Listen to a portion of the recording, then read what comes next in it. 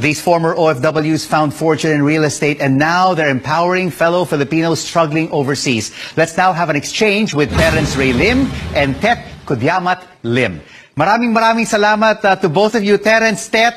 Kahanga-hanga ang mga istorya ninyo, mga OFW sa Milan, Italy, naglilinis ng bahay at bodegero. Ngayon, successful entrepreneurs. Terence, let's start off with you.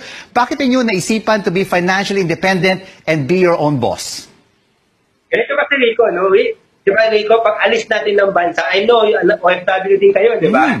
So, pag alis natin ng bansa, ang iniisip natin, ay 5 taon lang ako, 10 years lang ako, stepping stone lang to, babalik din ako sa Pilipinas, tapos na. Pero in reality, ano nangyayari sa atin? Umaabot tayo hanggang pagtanda natin, nasa abroad pa rin tayo. Oo. Gusto natin umuwi sa Pilipinas, pero hindi tayo makakauwi. So this is what we started. We started a fight na gusto namin lahat ng mga OFW babalik sa Pilipinas while they're young, free and rich, and never have to work abroad again. Ayan, hindi ba, Tet? Laban OFWs, free, rich revolution.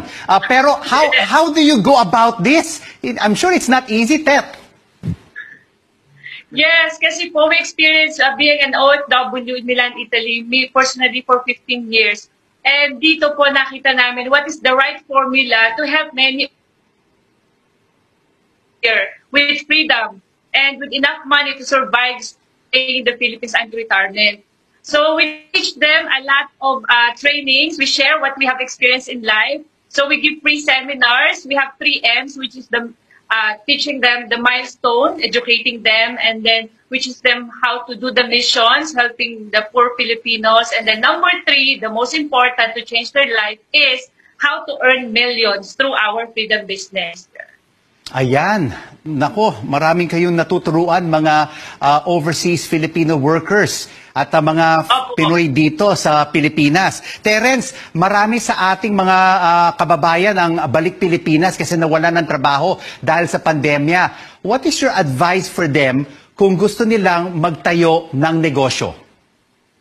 Ganito kasi, no? Parang ang sagot ko sa dito, Rico, is it depends. Oo. It depends kasi wala namang cookie cutter, wala namang one size fits all.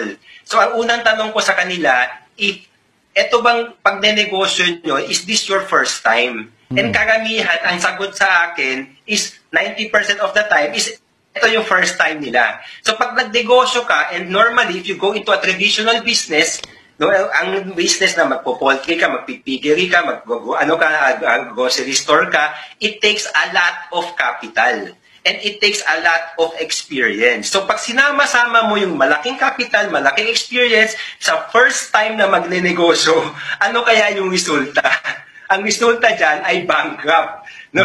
Bago pa umabot yung success, no, wala ng capital. So normally, what I recommend to them is to go into a freedom business. Ang freedom business kasi is may produkto. Ibang tao ang may produkto. May kliyente. Sa gitna ka lang. No? Yung sa gitna ka, ikaw yung mag-limit ng dalawa and you earn commission and you earn a profit. Ito yung tinatawag natin pag-ahente. Ito yung tinatawag natin negosyo na walang kapital, negosyo na laway lang ang kapital. So, I would recommend to them to go into freedom business. Terence and Tet, you are an inspiration to all overseas Filipino workers here and abroad. Maraming salamat sa inyo for this inspiring exchange. Terence Ray Lim and Tet Kudyamat Lim.